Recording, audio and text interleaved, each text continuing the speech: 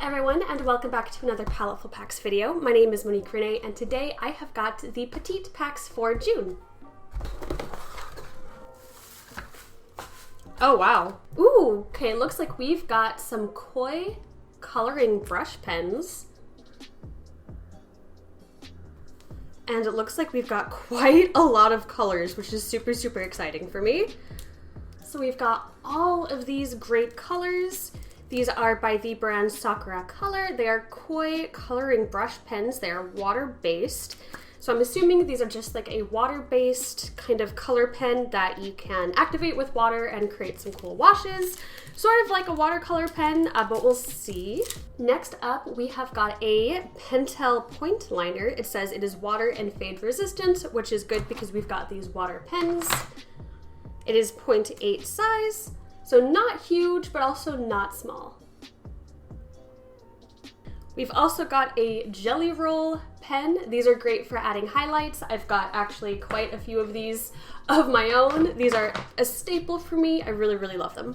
Something I've noticed, all of these supplies, I'm pretty sure are made in Japan, which is pretty cool. Yep, made in Japan, and made in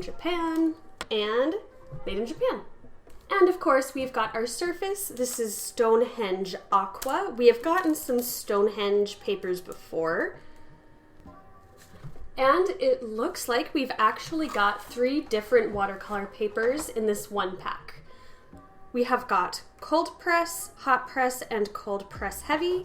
So each paper is going to react a little bit differently with the materials, so that is going to be super fun to try out. So it looks like we've got another water-based box this month, which makes me very excited because I love water-based materials. We've got all these cool different brush pens in lots of different colors. The thing I think I'm most excited about is that we've got 3 different kinds of watercolor paper. The paper you use with water-based medium can change the look and the feel of the colors and the medium a lot. So this is super fun that we've got a whole bunch of different stuff to experiment with and see which one we like best. The thickest one here is going to be our cold press heavy. It is 300 pounds, 600 GSM. We've got our regular cold press here, which is 140 pounds and 300 DSM. And our hot press, which is also 140 and 300. I usually use cold press paper, so I think for this one, I'm actually going to focus on the hot press so I can see how this one will react differently. But for now, I'm going to push those aside and take a scrap piece of watercolor paper that I've already got to do my swatches. All right, so the first thing I'm going to do is just swatch. On first glance, it kind of looks and feels just like a regular pen, but I've got some water on my paintbrush right here, and there we go.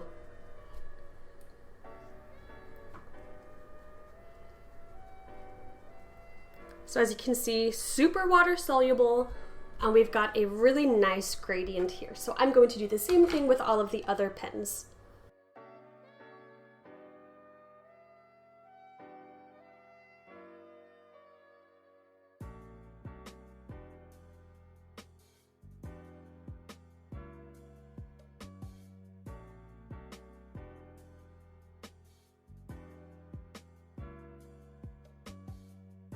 So these are all the lovely colors that we've got. We've got a nice variety, I think. We've got a lot that are more bold and bright and some that are a little more subtle, which I think is good. I think it's nice to have a mix of bright and a mix of not so bright.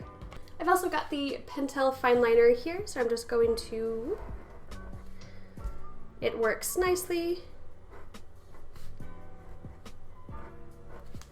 I've used Pentell pens before, so it acts just how I expected it would.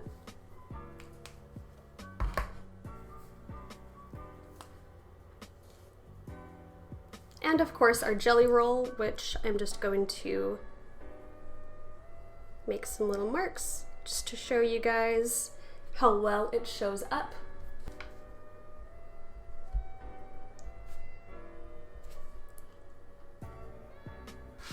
This is great for any kind of like highlights or details, and it looks like it shows up nicely against all the colors, which is lovely.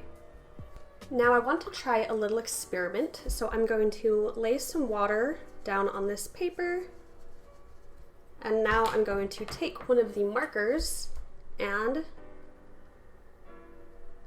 dip it in the wet to see how it looks wet on wet, and it looks like it does feather out a little bit, but not as much as I was expecting.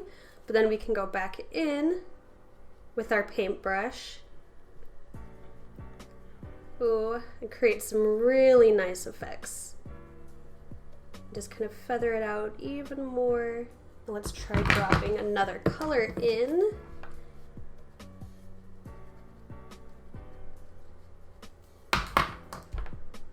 I'm doing some mixing that way.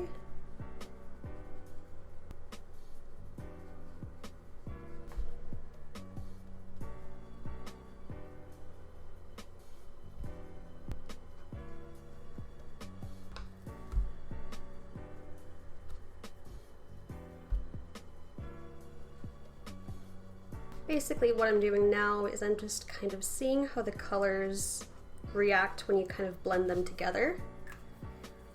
And just seeing what kind of fun effects we can get.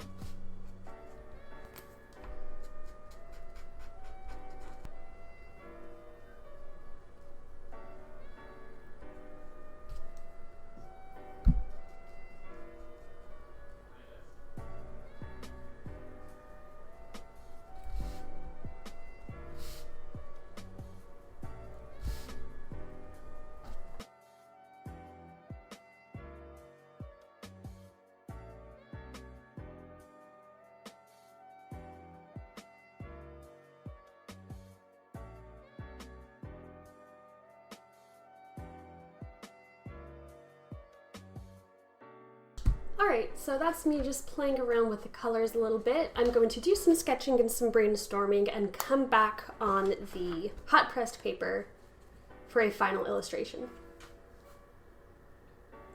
So I wanted to take the time to do something that I don't normally do, and I decided to do a little plant study. I have these really sweet tiny flowers that pop up in my garden. They're technically weeds, but I like to call them wildflowers instead. They're called gliming dayflowers, and I just thought they were super sweet and super cute and wanted to do a study of them. The colors we got with these pens are pretty nature-based, so I thought doing a nature-based study would bring out the best in them. I started off with a sketch with light blue colored pencil on the hot pressed paper. I used light blue because I wanted the pencil lines to kind of fade back once I started painting so they wouldn't show up. I did lose a bit of footage here and I'm really sorry, but I will explain what I did anyway. I did the exact same process so you didn't really miss much. I started off with the green pen and I would just lay it down where I knew I wanted green color. From there I went in with the yellow color and I would mix them together just with the pens. So I would kind of go over the green with that yellow pen to mix them directly on the paper. And then doing this made it easier for me to blend the colors when I went in with the water. Laying the colors side by side without blending them, I probably still could blend them, but I don't think it would have turned out as good. The colors wouldn't have blended as seamlessly. However, if you did want like two separate colors with a distinct, like here's green and here's yellow, laying them side by side would be good. But because I wanted them to blend more seamlessly, I decided to mix them together. From there, I would go in with a blue pen.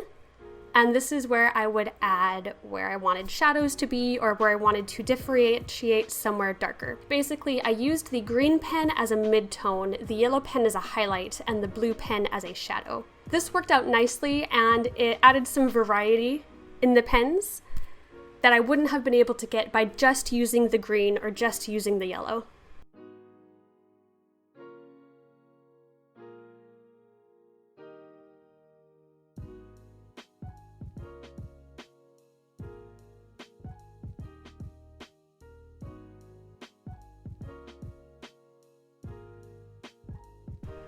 I would also use the brown in places too to kind of differentiate some other places or to add a little bit of color variety into the piece.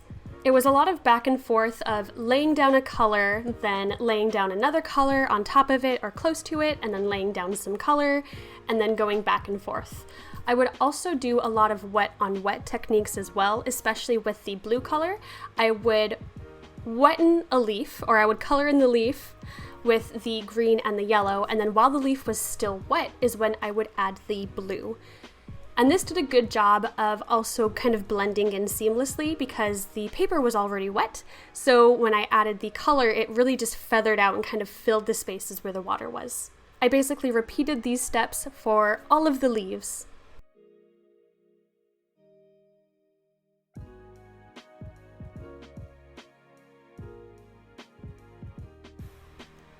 These pens also lifted up really, really nicely too, and that is partly because of the paper, which I will get into in a second, but I just wanted to point out right here, I added too much of the pens, so while the paper was still wet, I just took a little napkin and dabbed it right up, and it lifted beautifully. From there, I went in to color the tiny, delicate little flowers. And I did pretty much the same exact process, except I used the two blue colors instead. So I would add the lighter blue color where I wanted the lighter color, of course, and then the darker blue where I wanted some shadows or just to differentiate the petals from each other. I again would blend them by just taking the pens themselves without any water and mixing them together on the paper. So I would just kind of rub over each other interchangeably with the two pens.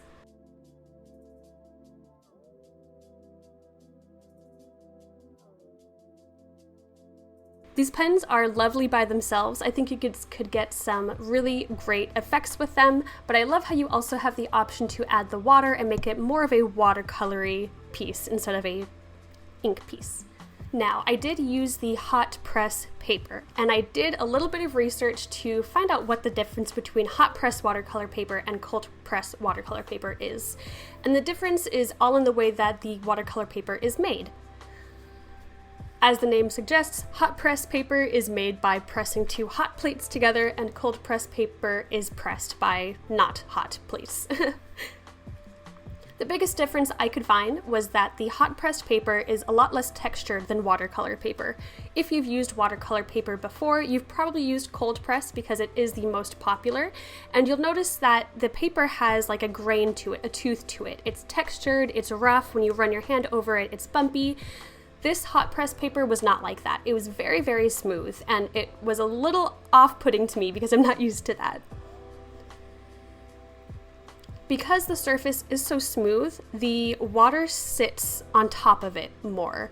With cold pressed paper, the water absorbs into the paper fairly quickly, but with hot pressed, it kind of sits on top, and because of that, the watercolors react a bit differently. They don't immediately sink in, so they kind of mix and spread and granulate on the surface of the paper differently.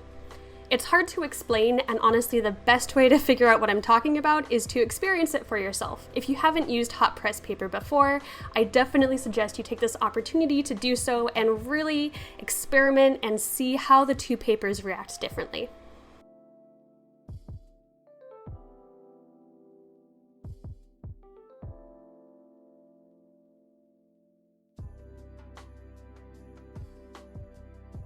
Once I was done with that, I added some white highlights, which is one of my favorite parts of any piece. The gellyroll pens just pop so beautifully against these colors, and then I also added the name of the flower there at the bottom, and then I was done.